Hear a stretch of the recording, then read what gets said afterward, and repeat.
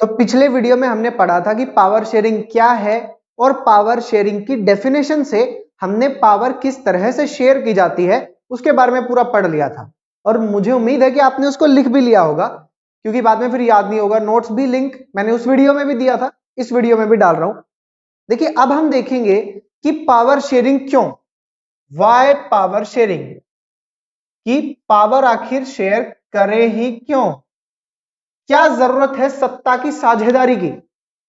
अब कई लोग सोचे बिल्कुल मुन्ना भैया स्टाइल में कि बाबूजी के बाद जो है गद्दी हमारी, मिर्जापुर हमारा है, मिर्जापुर पे हमारा कंट्रोल चलेगा, हम बोलेंगे वही मिर्जापुर का कानून और जौनपुर भी ले लेंगे, पावर शेयर नहीं करेंगे। मतलब पावर शेयर क्यों करें? मतलब चलो पावर शेयर करेंगे अगर हम, तो कोई ना कोई कारण भी तो हो, कोई लॉजिक हो। पहले तो सब लगता था एक आदमी के हाथ में पावर रहे तो अच्छा रहेगा, डिसीजन फटाफट ले पाएगा वो आदमी, ज्यादा इधर उधर की बकवास करने की जरूरत नहीं होगी। लेकिन आखिर ऐसा क्यों है कि दुनिया में पावर शेयरिंग को प्रैक्टिस किया जाता है? तो 3 एग्जांपल्स जो बेल्जियम, श्रीलंका और लेबनान का हम देखेंगे। और वो सिर्फ इसलिए नहीं है कि क्वेश्चन बना दिए जाए। किसी से किसी ने पूछा कि भैया ये चीज क्यों है, तो कहा ताकि एग्जाम में 2 नंबर का क्वेश्चन आ सके। ऐसा नहीं है। हम पहला केस लेते हैं, कंट्री जिसका नाम है बेल्जियम। देखिएगा, अब ध्यान दीजिएगा क्योंकि अब ऑब्जेक्टिव बनना शुरू होगा। बेल्जियम एक ऐसी जगह है, आप इसका रफली सा एक मैप ड्रॉ कर लें, ठीक है, रफ, बिल्कुल रफ। ये बेल्जियम इस तरह से डिवाइडेड है कि इसमें 2 मेन रीजन्स हैं। एक रीजन है फ्लेमिश, इसका नाम है, और ये रीजन है, इसका नाम है वेलोनिया, ठीक है। इस बेल्जियम देश की जो कैपिटल है, जो राजधानी है, वो फ्लेमिश रीजन में है और उस राजधानी का नाम है ब्रसेल्स, ठीक। ये स्थिति बनी हुई है। इस बेल्जियम के बारे में कुछ मोटी मोटी बातें। इस बेल्जियम की पॉपुलेशन जो है वो 1 करोड़ प्लस, याद रखिएगा, लाइन लिख दी। कई लोग सोचते हैं कि एनसीईआरटी की लाइन की कोई इंपॉर्टेंस नहीं है, क्वेश्चन आ गया, या जैसे एनसीईआरटी में एक लाइन लिखी हुई है कि the population of Belgium is little over 1 crore, 1 crore से थोड़ी सी ज्यादा है। अब क्वेश्चन आ जाए कि regarding the population of Belgium, option A 1 crore, option B more than 1 crore, option C less than 1 crore and option D none of these. अब 1 करोड़ को तो हाईलाइट कर लिया, अंडरलाइन कर लिया, उससे पहले के वर्ड्स को छोड़ दिया, लिटिल ओवर, तो गलत हाईलाइट भी ना करें, इसे देख करके आप करें। तो बेल्जियम की पॉपुलेशन लिटिल ओवर 1 करोड़ है, 1 करोड़ से थोड़ी सी ज्यादा है। बेल्जियम की नेबरिंग कंट्रीज में फ्रांस, जर्मनी, लग्जमबर्ग और नीदरलैंड है, ठीक है। ये 4 इसके नेबरिंग कंट्रीज हैं। जहां ये 3 या 4 ऐसी सिचुएशन बनती है ना, तो ऑब्जेक्टिव के चांसेस बढ़ जाते हैं कि which of the following is not a neighbour of Belgium. अब बेल्जियम में सिचुएशन क्या है? बेल्जियम में सिचुएशन है लैंग्वेज को लेकर के,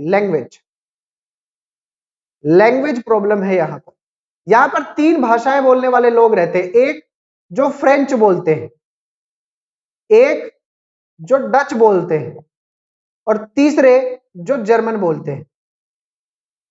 अब देखिए, बेल्जियम की टोटल जनसंख्या जो कि 100% जनसंख्या अगर हम पॉपुलेशन में लें, तो 100% में से 1% जर्मन बोलते हैं, ठीक है। फ्रेंच बोलने वाले और डच बोलने वाले, ये जो डच बोलने वाले लोग हैं, ये डच बोलने वाले लोग हैं 59%, और फ्रेंच बोलने वाले लोग जो हैं ये हैं 40%। यहां तक तो ठीक था भाई, एथनिसिटी हर जगह अलग अलग होती है, कई जगह पे रिलीजियस होती है, किसी पे किसी आधार पे होती है। लेकिन गड़बड़ क्या है, ये डच 59% जो है ये कॉन्सेंट्रेटेड है इस रीजन में, इस फ्लेमिश रीजन में डच लोग रहते हैं, डच जिनकी जनसंख्या है 59%, और इस वेलोनिया रीजन में फ्रेंच भाषी लोग रहते हैं जिनकी पॉपुलेशन है 40%, जर्मन दोनों इलाकों में। बोले तो क्या हो गया, इधर अलग हो गया इधर अलग हो गया। बोला एक और गड़बड़ है, बोले ये जो ब्रसेल्स है ना, यहां पर फ्रेंच बोलने वाले तो 80% हैं और यहां डच बोलने वाले 20%। अब थोड़ी सी स्थिति की गंभीरता को देखिए। एक देश जिस देश में majority community Dutch, minority community French, उस देश में राजधानी में माइनॉरिटी कम्युनिटी मेजॉरिटी है, फ्रेंच पूरे देश में। नाउ देखो प्रॉब्लम क्या क्या है यहां पर, दो प्रॉब्लम्स हैं केवल, problems only two, very important, right it down, there were only two problems. और वो प्रॉब्लम्स क्या है कि फर्स्ट फ्रेंच फ्रेंच फ्रेंच पूरे देश में माइनॉरिटी लेकिन कैपिटल सिटी में मेजॉरिटी, और डच पूरे देश में मेजॉरिटी लेकिन कैपिटल सिटी में माइनॉरिटी। दूसरी प्रॉब्लम क्या है, दूसरी प्रॉब्लम भी फ्रेंच। क्या भाई, क्या फ्रेंच लोग समस्या है? नहीं नहीं, दिक्कत यह है कि फ्रेंच कम्युनिटी माइनॉरिटी है लेकिन रिच है, एजुकेशन का एक्सेस इनके पास है। देखिए अपर क्लास जो होती है ना, अपर क्लास, वो क्लास हमेशा माइनॉरिटी ही होती है। आप देखिए तो बहुत अमीर अमीर लोग, जैसे इंडिया में कितने मुकेश अंबानी हैं, कितने रतन टाटा जी हैं, तो अपर क्लास हमेशा कम होती है। अब देखिए ये स्थिति बनी हुई है बेल्जियम में। अब बोला सर क्या हो गया, तो अगर मान लो फ्रेंच रिच है, एजुकेशन में आगे हैं, डचों को इसका एजुकेशन वगैरह का फायदा बाद में मिलने लगा, उनका इकोनॉमिक डेवलपमेंट बाद में हुआ, क्या फर्क पड़ता है कि ब्रसेल्स में फ्रेंच जो पूरे देश की माइनॉरिटी है वो ब्रसेल्स की मेजोरिटी है, और डच जो पूरे देश की मेजोरिटी है वो ब्रसेल्स की माइनॉरिटी। इन दोनों के बीच में कुछ कुछ तनाव बनने लगा, तनाव, कॉन्फ्लिक्ट, कॉन्फ्लिक्ट शुरू हुआ। Conflict, very important word, highlight conflict. अब इनके देश के लोगों को ये लगने लगा कि कहीं ऐसा ना हो कि आपस में लड़ पड़े दोनों कम्युनिटी, कहीं ऐसा ना हो कि हमारे देश में सिविल वॉर हो जाए, कहीं ऐसा ना हो कि राजनीतिक उथापथक के तहत कुछ गड़बड़ हो जाए। तो इन्होंने क्या किया, ये सिचुएशन 50s 60s के दौर में बहुत चली, बहुत टेंशन का माहौल था। तो 1970 से लेकर के बेल्जियम ने और 1999 तक उन्होंने अपने संविधान में 4 बार अमेंडमेंट किए, 4 टाइम्स अमेंडमेंट। ये इंपॉर्टेंट है कितनी बार किए। देखिए करेक्ट वर्ड को यूज करना सीखे। आप कहें कि बिटवीन 1970 एंड 1999, बिटवीन के साथ एंड आता है, 1970 and 1993 the people of Belgium changed there constitution 4 times. ये प्रॉपर नहीं है। जब संविधान में बदलाव होता है उसके लिए एक स्पेशल वर्ब है जो है अमेंडमेंट, एक वर्ड है ये, अमेंड वर्ब हो गया। तो आप लिखेंगे कि between 1970 and 1993 the Belgian people amended their constitution 4 times. तो सही वर्ड्स को जब आप लिखना शुरू करेंगे आपकी एनसीईआरटी के अनुसार, तब आंसर में इफेक्टिवनेस बढ़ेगी, उसका इंप्रेशन बढ़ेगा। वर्ड्स पे ध्यान दें। 1973 से 1993 माफ कीजिएगा 1970 से 1993 तक उन्होंने 4 बार जो है सुधार किए, और बोला इन सुधारों को नाम दिया गया दीज अमेंडमेंट्स। इनके बाद जो चीज सामने आई वो आई बेल्जियन मॉडल। बेल्जियन मॉडल इसको बोला जाता है, it is a very important question.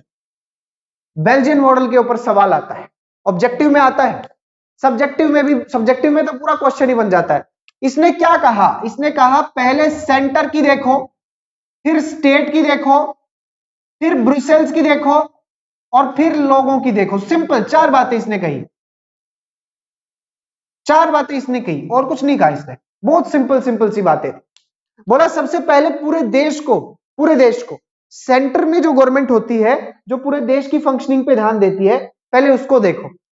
बोला सेंट्रल गवर्नमेंट जो बनेगी उस सेंट्रल गवर्नमेंट में जो कैबिनेट होगी उस कैबिनेट में Dutch is equal to French. Notes भी इसी तरह से बने, आपने सीधा लिखा central government, cabinet, Dutch member, French member दोनों इक्वल होंगे और दोनों का सपोर्ट जरूरी होगा। कुछ ऐसे इश्यूज होंगे इंपॉर्टेंट इश्यूज, मान लीजिए कोई भी ऐसा इश्यू जिसमें दोनों की सहमति जरूरी है, एक पक्ष की नहीं, उसमें आपको ये अधिकार जो है दोनों पार्टीज में यानी या पार्लियामेंट में भी दोनों कम्युनिटी की स्पेशल मेजोरिटी चाहिए। दोनों कम्युनिटी जब एग्री करें, भाई पार्लियामेंट में 100 लोग बैठे हैं, ठीक है, अगर पार्लियामेंट में 100 लोग बैठे हैं तो 60 तो डच हो गए, या 59 डच हैं, 40 फ्रेंच हैं और एक ही जर्मन बैठा है, ये मान लेते हैं हम। कोई बिल आया, उसको पास करवाना है, पास करवाने के लिए कितने चाहिए? हाफ प्लस वन होता है मेजॉरिटी मार्क, 51। इनके पास 59 है, ये जो चाहे वो बिल पास करवा ले। उन्होंने कहा ना, ऐसा नहीं होगा। अगर संसद में ऐसा कोई बिल आया, ऐसी कोई चीज आई जिसके लिए दोनों पे इंपैक्ट है, तो बोला यहां भी मेजोरिटी चाहिए, यानी कि 60 का हाफ, यानी कि 31 तो डच लोग हाथ उठाए और 21 फ्रेंच लोग भी हाथ उठाए, तब यानी कि यूनानिमसली, वेरी इंपॉर्टेंट, यूनानिमसली, एक तरफा रूप से आप दोनों कम्युनिटीज कुछ ना कर पाए, मिल करके कर। बोला अच्छा, बोला हाँ। बोला इसके बाद क्या किया? बोला सेंटर में समस्या सुलझ गई, बोला हाँ सुलझ गई। बोला आप स्टेट में आओ। स्टेट किसको कहा गया है यहाँ पे? रीजन्स को। फ्लेमिश, ये फ्लेमिश और ये वेलोनिया। बोला इन दो रीजन्स की सेपरेट गवर्नमेंट्स होंगी। ओहो, इसका मतलब इन लोगों ने फेडरल फेडरल सिस्टम, और इसको क्या कह सकते हैं आप? Vertical, vertical power sharing. Please sir, very important, very important sir, ध्यान रखिएगा। पैसिविटी आपके अंदर है। अगर आप सोते हुए पढ़ रहे हैं, सोते हुए मतलब बैठते, आप बैठे हैं लेकिन पढ़ रहे हैं, लेकिन दिमाग सो रहा है। फॉर्म्स ऑफ पावर शेयरिंग पढ़ी, हॉरिजॉन्टल, वर्टिकल, सोशल ग्रुप्स के साथ और लोगों के साथ या पॉलिटिकल पार्टीज के साथ। यहां पर आप देखें तो डच और फ्रेंच के बीच में पावर शेयर होगी। यहां बेल्जियम में इन्होंने स्टेट्स को एम्पावर किया। इन्होंने कहा कि सेंटर के अलावा दोनों रीजन्स को कुछ पावर दी गई, उनके ऊपर वही दोनों कानून बनाएंगे, सेंटर उसमें हस्तक्षेप नहीं करेगा, इंटरवीन नहीं करेगा। ठीक है, यहां पे क्या सिस्टम किया गया? ये कौन सा पावर शेयरिंग था? जब सेंटर से कुछ पावर्स ले ली जाए और स्टेट को दे दी जाए, वो क्या होता है? फेडरल प्रोविजंस होते हैं वो, यानी कि वर्टिकल पावर शेयरिंग। तो आपसे क्वेश्चन पूछ दिया जाए कि गिविंग द पावर्स या empowering Flemish and Wallonia regions to make some laws or make some legislation over some specified subjects, उसमें कौन सा फॉर्म ऑफ पावर शेयरिंग होगा? वर्टिकल। बोला वर्टिकली ऐसे कर दिया, स्टेट सेंटर्स को पावर, अब स्टेट को पावर दी।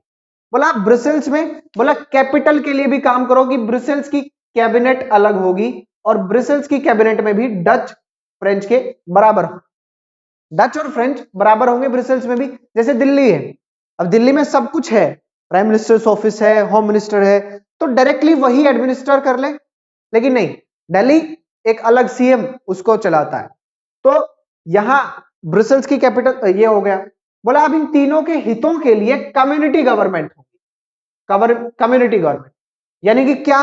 बोला पूरे देश की फ्रेंच गवर्नमेंट, फ्रेंच कम्युनिटी की, ठीक है, डच बोलने वाले लोगों की, जर्मन बोलने वाले लोगों की, यानी कि पूरे देश में आप कहीं भी रहे। लेकिन जब इस गवर्नमेंट को चुना जाएगा, इसके नुमाइंदे जब चुने जाएंगे, तब आप वोट डालेंगे और फ्रेंच लोग अपने लोगों को चुनेंगे, डच अपने लोगों को और जर्मन अपने। इनके पास language, very important, language, culture and education, language, culture and education, इनसे रिलेटेड राइट्स किसके पास होंगे? कम्युनिटी गवर्नमेंट के पास। And sir this is the Belgian model. और ये पूरा बेल्जियम का सिस्टम हमने पढ़ा। बोला सर फायदा क्या हुआ इससे? पावर शेयर कर लिए तो क्या? बोला जब यूरोपियन यूनियन ने, यूरोपियन पार्लियामेंट ने अपना हेडक्वार्टर डिसाइड किया, तो उन्होंने हेडक्वार्टर डिसाइड किया ब्रसेल्स को। इतना शानदार ये मॉडल। बोले यहां से सीख क्या मिली हमें? सीख बहुत जरूरी है। जब हम छोटे थे तब हमारी किताबों में हम कहानी पढ़ते थे, और कहानी पढ़ने के बाद उसमें एक सीख मिलती थी, कहानी का उद्देश्य, औचित्य, उससे सीख। हम किताब पढ़ लेते हैं, अंडरलाइन कर लेते हैं, याद भी कर लेते हैं, सीख क्या है? इस पूरे बेल्जियन मॉडल से क्या सीख मिली?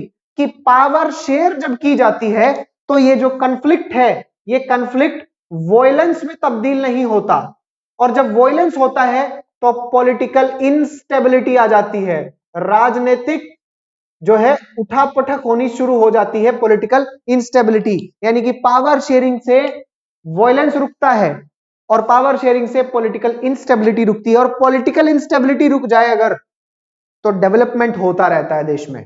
ये बात आप ध्यान से रखिएगा अपने दिमाग में। अब ये था पूरी इस पूरी की पूरी पढ़ाने का कंक्लूजन कि पावर शेयरिंग का पहला कि कॉन्फ्लिक्ट को वायलेंस नहीं बनने देता, और जब वायलेंस नहीं होगा तो पॉलिटिकल इंस्टेबिलिटी नहीं आएगी। तो it prevents the conflict from becoming violence which ultimately leads to the political instability. So indirectly sharing power reduces the chances of political instability, पहला रीजन।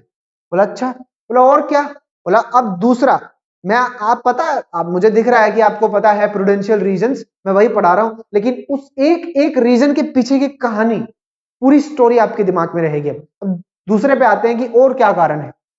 बोले ठीक है जी, कॉन्फ्लिक्ट से वायलेंस होता है, वायलेंस से पॉलिटिकल इंस्टेबिलिटी आती है, तो मान लिया हमने कि पावर शेयरिंग से कॉन्फ्लिक्ट वायलेंस में नहीं बदलता और पॉलिटिकल इंस्टेबिलिटी नहीं आती। बोला और क्या फायदे हैं इसके? बोला और भी फायदे हैं। क्या फायदे? बोले इसके लिए हमें श्रीलंका को पढ़ना होगा। श्रीलंका, श्रीलंका इंडिया के साउथ में है।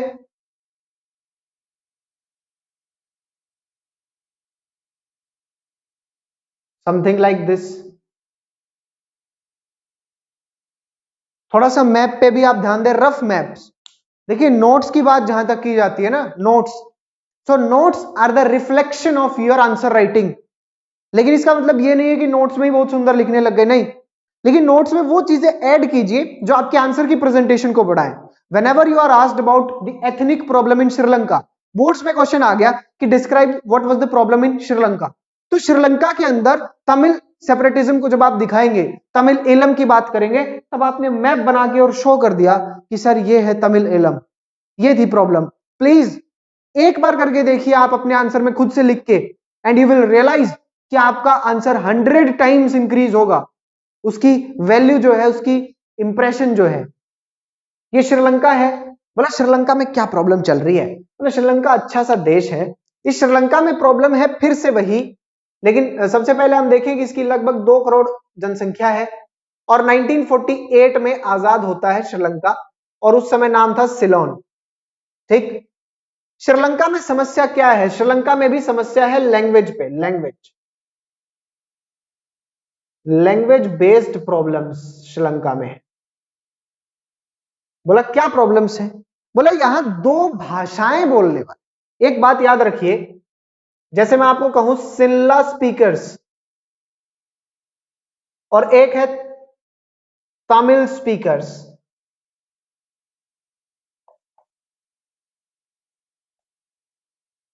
सिनला स्पीकर्स जब मैं बोलता हूं तो इसका मतलब है कि सिनला भाषा बोलने वाले लोग, बंगाली बोलने वाला आदमी हो सकता है हिंदू हो सकता है मुसलमान हो, भाषा का धर्म से लेना देना नहीं है। अब जैसे अरब के मुसलमान अरबी बोलते हैं, इंडिया के मुसलमान अरबी थोड़ी बोलेंगे, वो हिंदी बोलेंगे, उर्दू बोलेंगे। ठीक है। बंगाल का मुसलमान हिंदी बोलेगा, कुछ उर्दू बोलेगा, बंगाली बोलेगा मेनली। तो उसी तरह से सिनला भाषा है। कई लोग सिनला रिलीजन लिख देते हैं, पता नहीं कहां से पूछा किसी से आके कि बताओ तुम सिनला के बारे में बताओ, सिनला धर्म के लोग जो है मेजोरिटी में थे। अब सब हंसने लग गए कि सुबह सुबह पी के आए हो। तो सिनला स्पीकर्स मेनली क्रिश्चियंस थे, मेनली क्रिश्चियंस।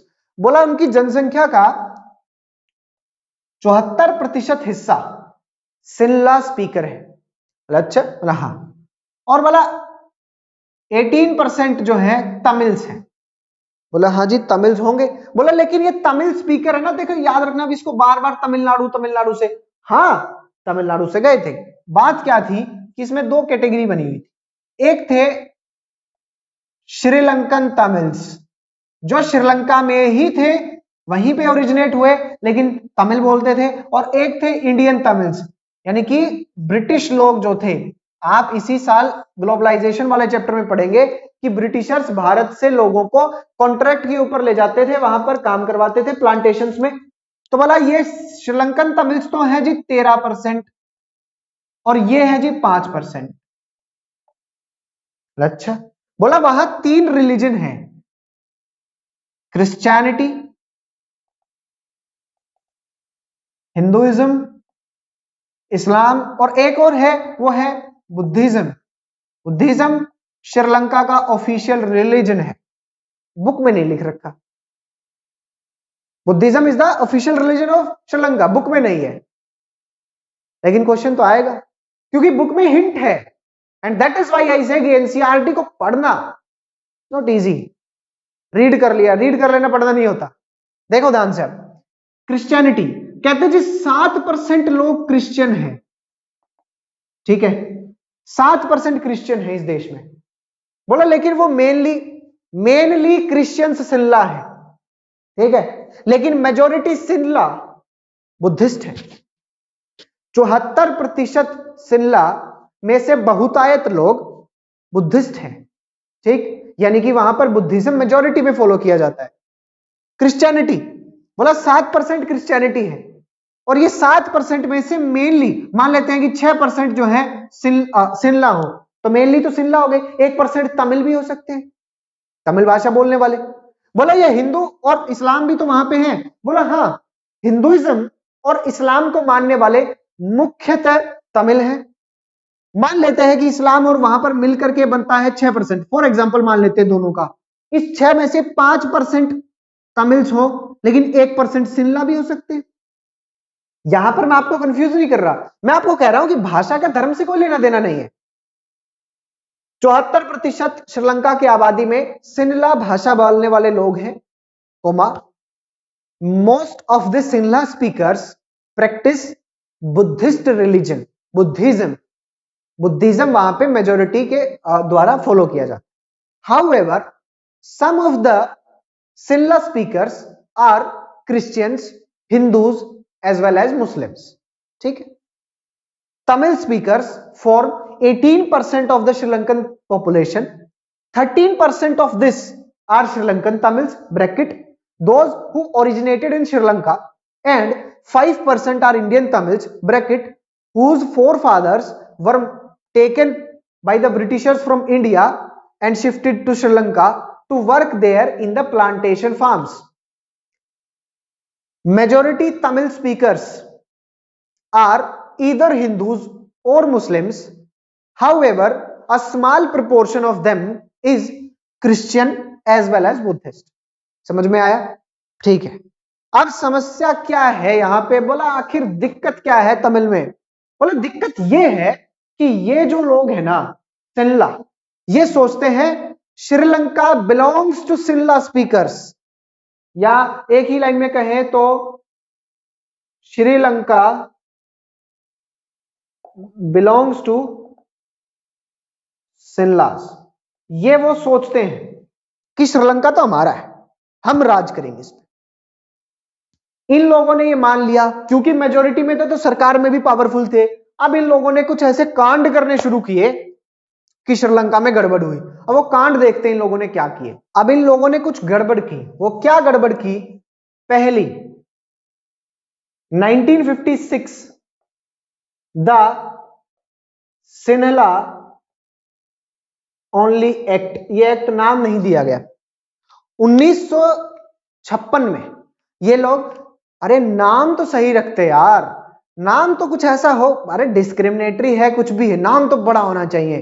जैसे फार्मर्स लॉ था, अब वो फार्मर्स लॉ में आप देखें बिल में जब उसका नाम है ना, कितना शानदार नाम लिखा था कि पढ़ के ही लगे रे यार भले के लिए ही होगा, विरोध क्यों कर रहे हैं लोग, ऐसे करके वाली बात थी यहाँ पे कि द सिल्ला ओनली एक्ट, तो सीधा लिख दिया इन्होंने। क्या किया इस एक्ट ने? क्या किया इस एक्ट ने? किया सिल्ला को ऑफिशियल लैंग्वेज, आधिकारिक भाषा डिक्लेयर कर, सिर्फ सिल्ला। यहां वही गड़बड़ हुई है जो बंगाल में हुई, और बंगाल में बांग्लादेश बनने के पीछे भी यही कारण था कि जब वो वेस्ट पाकिस्तान था, ईस्ट पाकिस्तान सॉरी, तब वहां पर उर्दू को लैंग्वेज डिक्लेयर कर दिया ऑफिशियल। बंगालियों ने कहा कि जी हमें तो बंगाली को भी बनाओ, उन्होंने मना कर बंगाली को क्यों बनाएंगे, तो विरोध हुआ और उस विरोध से युद्ध हुआ और युद्ध से जन्म हुआ बांग्लादेश का। अब समझ रहे हैं, वहां भी पावर शेयरिंग को देखा जा सकता है, लेकिन उसको हम यहां नहीं देखेंगे। यहां है कि श्रीलंका को ऑफिशियल लैंग्वेज बना दिया, तमिल लोगों को दरकिनार करते। दूसरा इन्होंने क्या किया,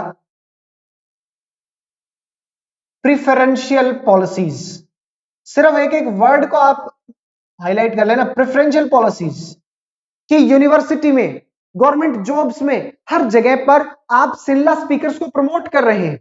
एक तो माइनॉरिटी को प्रमोट किया जाता है कि ये तो बेचारे अपने दम पे आगे नहीं बढ़ सकते, हमें इनकी मदद करनी होगी, ये उल्टी गंगा बहा रहे हैं और ये सिल्ला लोगों को आगे बढ़ा रहे हैं। तीसरा, इन्होंने अपने कॉन्स्टिट्यूशन में लिख दिया कि state shall protect Buddhism and promote it. Constitution में, क्या भारत के संविधान में यह लिखा हुआ है कि state shall protect Hinduism and foster it? नहीं, सेकुलर है, हम सभी धर्मों को समान तरह से देखते हैं। There are 3 types of states on the basis of religion. Number 1 is secular, number 2 is atheist and number 3 is theocratic. Theocratic थोड़ा सा देख लो। सेकुलर होता है the state that treats all religion equal. उसकी नजर में ना कोई बड़ा है ना कोई छोटा है, सारे धर्म बराबर हैं, वो धर्म के बीच में जाकर के अपना वो नहीं करती। हालांकि इंडियन सेकुलरिज्म कहता है कि किसी धर्म में कोई गड़बड़ है, जैसे कोई सती प्रथा वाली बात थी, ऐसी कोई दिक्कत, जैसे ट्रिपल तलाक था, वो गलत था, तो स्टेट व्यक्ति के अधिकारों को बचाने के लिए वहां पर जाएगी, इंटरवीन करेगी, अदरवाइज नहीं। एथाइस्ट स्टेट, जो मानते हैं भगवान भगवान कुछ है ही नहीं, धर्म वगैरह है ही नहीं, वो इसमें बिलीव ही नहीं करते, ये सभी धर्मों को बराबर मानते हैं, ये धर्मों को मानते ही नहीं। थियोक्रेटिक, ये किसी एक या दो धर्म को ऑफिशियल धर्म बना करके उसको प्रमोट करते, जैसे Pakistan, the Islamic republic of Pakistan, तो Pakistan is a theocratic state, इन्होंने बुद्धिज्म को बनाया। बाय द वे क्वेश्चन आ जाए कि श्रीलंका इनमें से किन की कैटेगरी में आएगा? That Sri Lanka falls in the category of theocratic state, जहां एक रिलीजन को आपने ऑफिशियल स्टेटस दे दिया, कॉन्स्टिट्यूशन में मेंशन कर देना, वही बात। बोला अच्छा, बोले यहां से तमिल्स में क्या हुआ? बोला यहां से एक सबसे बड़ी गड़बड़ हुई और वो गड़बड़ थी एलियनेशन। तमिल्स में क्या हुआ? तमिल मैसेज क्या गया? श्रीलंका में ये सब पॉलिसी शुरू की गई तो तमिल्स को एलियनेटेड फील हुआ कि यार हमें तो जो है अपना मानते ही नहीं है। जैसे आप देखेंगे, जैसे शादी ब्याह होता है, तो शादी ब्याह में क्या होता है, जो फूफा लोग होते हैं वो लोग इससे बड़ा, वो जीजा और फूफा, जीजा का तो फिर भी चल जाता है, लेकिन फूफा लोग हमेशा से हमें तो पूछा ही नहीं कहीं पे, अरे तुम्हें घोड़ी पे बैठा दें। तो इस तरह की बात होती है एलियनेशन। उनको लगा यार हमारी बात उठाने वाला कोई है ही नहीं, हमें अपना अपना देश में ही एक आप साइड में कर रहे हो। उनके अंदर एलियनेशन की फीलिंग आई that we have no leader, we have no party to support us. तो इन्होंने क्या किया? They started raising their demands. Demands और बहुत बड़े बड़े पैराग्राफ्स में लिखी हुई हैं, but their demands were very simple. 3 demands. First, autonomy, regional autonomy दे दो हमें थोड़ी सी। दूसरा, ऑफिशियल लैंग्वेज का स्टेटस, बोला हमें कोई दिक्कत नहीं, सिल्ला को बनाओ, we don't have any problem, but हमें भी बनाओ। And third, equal opportunity. याद रखिएगा, इस दुनिया में जब जब किसी आदमी के घर पे रोटी नहीं हुई है ना, उस आदमी ने क्रांति लाई है। इन लोगों ने क्या मांगा था? इन लोगों ने कहा कि साहब हमें इक्वालिटी ऑफ अपॉर्चुनिटी दे दो, आप इस तरह से सिन्हा को बढ़ा रहे हैं, हमें बराबर करो, हमें एग्जाम देने दो, प्रेफरेंस की पॉलिसीज को हटाओ आप। नहीं, बोला तो हमें रीजनल ऑटोनॉमी दे दो, हम अपने क्षेत्र में अपना खाना पीना हुजूर कुछ करें, वह भी नहीं देंगे। बोला तो ऑफिशियल लैंग्वेज, बोला ये तो भूल ही जाओ। और अब तमिल्स का दिमाग खराब हुआ और तमिल्स ने 1983 द बर्थ ऑफ LTTE। अब इसकी फुल फॉर्म को समझने के लिए मैं श्रीलंका के मैप का सहारा लूंगा। देखिएगा, तमिल्स, याद रखिए एक टर्म होती है, there are 2 different terms, north eastern part and north and eastern part. दो टर्म्स, दोनों का अलग मीनिंग, याद रखिएगा, इंटरचेंजेबली इनको यूज नहीं करेंगे आप। North eastern part and eastern part. मैं आपसे कहूं कि भारत का, अगर आप देखेंगे कि भारत का नॉर्थ ईस्टर्न पार्ट जो है, अगर आप भारत की बात करें नॉर्थ ईस्टर्न पार्ट, मैं कहूं कि भारत के नॉर्थ ईस्टर्न स्टेट्स को हाईलाइट कीजिए, भारत के उत्तर पूर्वी राज्यों को आप हाईलाइट करें। आप कहेंगे सर ये रहे ना हमारे उत्तर पूर्व के भाई, लेकिन मैं आपसे कहूं कि भारत के नदर्न एंड ईस्टर्न स्टेट्स को हाईलाइट करें, या नदर्न एंड ईस्टर्न पार्ट्स को, यानी कि भारत के उत्तर एवं पूर्व के राज्यों को आप हाईलाइट करें। उत्तर और पूर्व जुड़ गया है अब, तो उत्तर तो ये है ना, तो ये पार्ट हाईलाइट होगा और ये पार्ट हाईलाइट।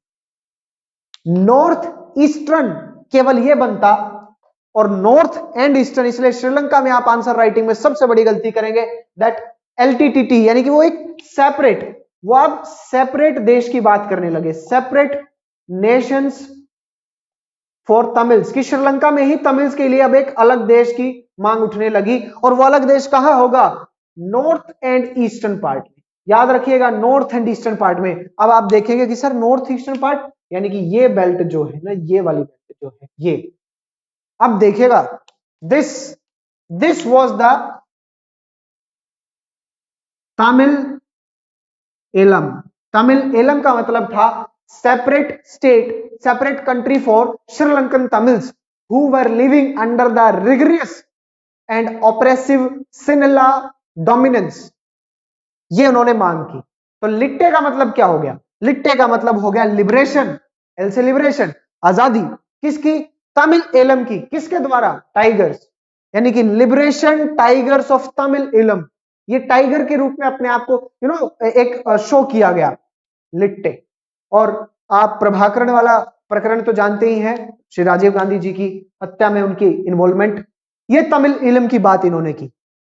और क्या हुआ, बोला जब इनको रिग्रेसली दबाया गया, जब स्टेट ने इनको ऑप्रेस किया, तो यहां शुरू हुआ civil war, very important, civil war, civil war, आपस में लड़ने लगे।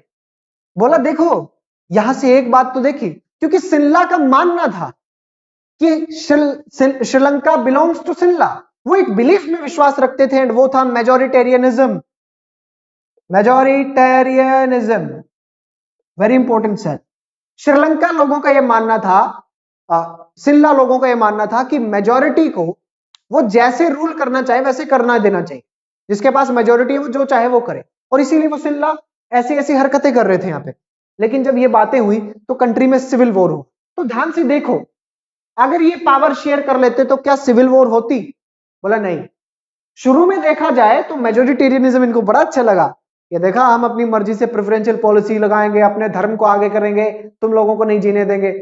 लेकिन एट द एंड क्या हुआ, एट द एंड देश की यूनिटी पे बात बन गई, किस पे, यूनिटी, यूनिटी कि डिक्टेटरशिप, टेरेनी, तानाशाही, ये शुरू में तो अच्छी लगती है, but at the end this leads to the disintegration, और यूनिटी खत्म होती है। यानी कि यहां से हमें दो और बातें समझ में आई कि सिविल वॉर को प्रिवेंट करती है power sharing, power sharing unity को बनाए रखती है, क्योंकि टेरेनी शुरू में तो अच्छी लगती है, लेकिन eight the and the tyranny brings what, only ruins, यानी कि अंततः जो है केवल माइनॉरिटी के लिए नहीं, आखिरकार मेजोरिटी ने भी तो भुगता। क्या सिल्ला स्पीकर्स नहीं मारे गए होंगे, मारे गए होंगे, बिल्कुल मारे गए होंगे यहां पे। तो आखिरकार माइनॉरिटी की दबाव पे आपने अब मेजोरिटी को भी भुगतना पड़ा। तो यानी कि इससे आपको पॉलिटिकल स्टेबिलिटी, वायलेंस, कॉन्फ्लिक्ट, इसके साथ सिविल वॉर और यूनिटी में भी ये हेल्प करती है। बोला इसके साथ और क्या है, इसके साथ और भी एग्जाम्पल हैं। इस किसका एग्जाम्पल, बोला इसी का एग्जाम्पल, ये सिविल वॉर का एग्जाम्पल एक और है, और उससे और पुख्ता हो जाएगा। अब एक और देश, उसका एग्जाम्पल हम लेते हैं लेबनान। लेबनान में एक सिचुएशन थी जहां क्रिश्चियंस, आज लेबनान में मुस्लिम्स बहुमत में है, एक स्थिति थी जब ये दोनों लगभग इक्वल थे, वहां इनके बीच में कुछ कंट्रोवर्सीज थी, कुछ ऐसा हुआ कि ये चाहते थे फ्रेंच लोग हमें प्रोटेक्शन दें, लेबनान में आगे फ्रेंच, और ये चाहते थे कि हम सीरिया के साथ जाकर के मिल जाएं, इंटीग्रेट हो जाएं। वही वाली बात कि एक सेपरेट हमारा हिस्सा हो, हम उसको ले जाकर के मिला देंगे। जैसे कुछ लोगों का सपना है ना कि भारत से कश्मीर को तोड़ देंगे फिर पाकिस्तान में मिला देंगे। खैर इस सपने के साथ वो आ तो गए, इसी सपने के साथ उन्हें मरना पड़ेगा, क्योंकि कश्मीर भारत का था। यार देखो, वैसे हंसी आती है इस बात पे कि कश्मीर बाय इट्स ओरिजिन, उसका नाम ऋषि कश्यप के नाम पे पड़ा कश्मीर, और वो कहते हैं कि यार कश्मीर हमारा है, कश्मीर हम पाकिस्तान में मिलाएंगे। या कश्मीर सेपरेट रखेंगे? वो आपने मूवी देखी था कश्मीर फाइल्स, उस कश्मीर फाइल्स में वो लेडी निवेदिता मेनन क्या कह रही है कि Kashmir it's an historical fact कि Kashmir has never been the part of India. अरे कश्मीर कैसे इंडिया का पार्ट नहीं होगा? 14th सेंचुरी तक जब मुस्लिम्स इन्वेडर्स नहीं आए थे कश्मीर में, सुल्तान सिकंदर वहां पर नहीं पहुंचा था, तब तक कश्मीर पूर्णतः हिंदुओं का था। ऋषि कश्यप वहां थे, शुक्राचार्य वहां थे, पाणिनि वहां थे, और आप कह रहे हैं कश्मीर नहीं था? ये इलॉजिकल बातें। खैर, ये चाहते थे कि सीरिया में मिल जाए, ये चाहते थे कि फ्रेंच हमें इन लोगों से बचाए। सिविल वॉर हुआ, यहां भी सिविल वॉर हुआ, लड़ाई हुई, आग लगी और एक दूसरे को मारा काटा, लेकिन अंततः लेबनानीज मॉडल सामने आया। इन लोगों का मॉडल क्या था? इन लोगों का मॉडल था कि देखो, post president, prime minister,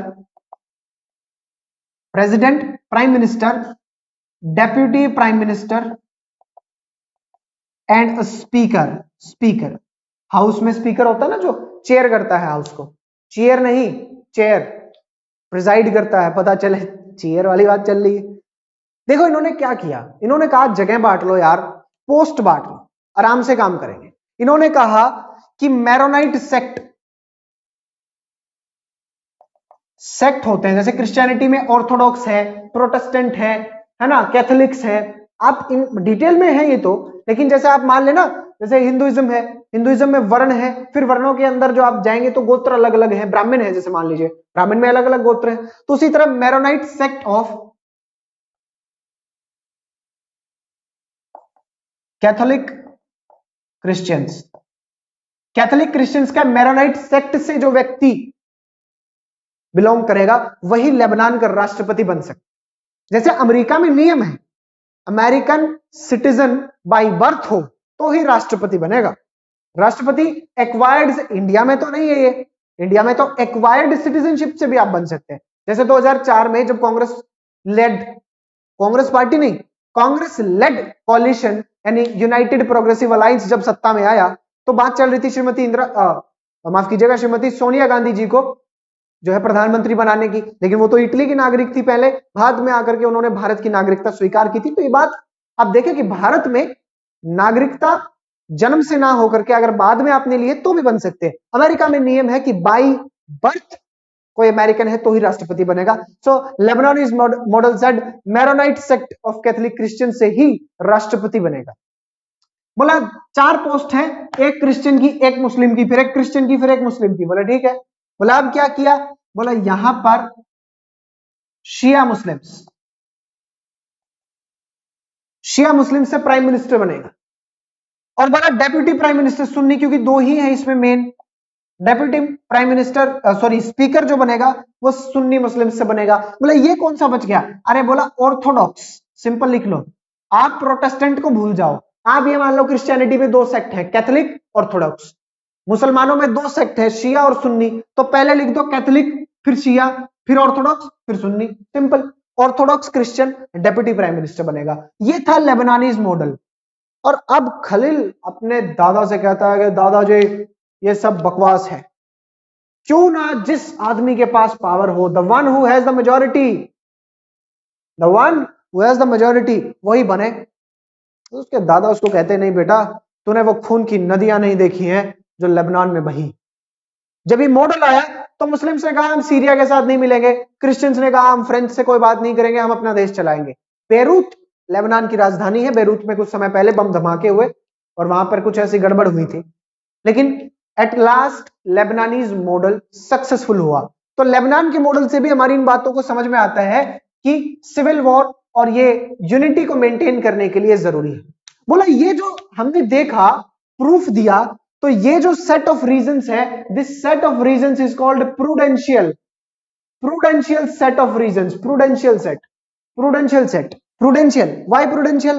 prudential means जो ऑब्जर्वेशन पे बेस्ड हो, जो कैलकुलेशन पे बेस्ड हो, जिसका कोई प्रूफ हो। बोला इनका प्रूफ दिया ना हमने, यहां दिया। बोला दूसरा सेट है मॉरल, मॉरल, बोला इसका प्रूफ नहीं होता, इथिकल है, मॉरल है, नैतिक है। क्या? बोला democracy power sharing is the very spirit, अंतरात्मा है एक तरीके से ऑफ डेमोक्रेसी। बोला डेमोक्रेसी में तो लोगों का राज होना चाहिए। यहां पे एक लाइन लिख देंगे कि गवर्नमेंट, क्या अब्राहम लिंकन ने एक बहुत फेमस कोट बोला है और उस कोट को हम लोग हर बार गलत करते हैं, और मैं नहीं बताऊंगा, आप उसे कमेंट करेंगे कि अब्राहम लिंकन ने डेमोक्रेसी के बारे में क्या लिखा था। A government by the people, of the people, for the people, लोगों की, लोगों के द्वारा और लोगों के लिए जो है गवर्नमेंट है। तो यानी कि लोगों को कंसल्ट करना जरूरी है। People should be consulted. लोगों से बात करो how they are to be governed, कि उन पे कैसे शासन हो। और आज के जमाने में पावर शेयरिंग कैसे होगी, लोगों की बजाय लोगों के रिप्रेजेंटेटिव, क्योंकि 125 करोड़ लोगों से तो नहीं पूछ सकते आप। दिस इज द सिस्टम जिसमें आपको पावर शेयरिंग के दोनों रीजंस भी समझ में आ गए। अब आपको समझ में आया पावर शेयरिंग क्या है और क्यों। याद रखिएगा अब इसको, अब मत भूलेगा। चैप्टर समाप्त, इतना ही था, 2 ही वीडियो थी, नोट्स दिया हूं, ठीक है। उसके बाद लिख लेना बाकी इसको, और किताब को एक बार पढ़ लेना अच्छे से, ताकि बार बार ना पढ़ना पड़े। और आंसर लिख के मैं आपसे लिखवा लूंगा, मेरे से कनेक्ट रहें आप। टेलीग्राम का भी लिंक दे दिया है, ग्रुप पे जुड़े, टेस्ट पीरियोडिकली देते रहें, टेस्ट जरूरी है। और ऑल द बेस्ट।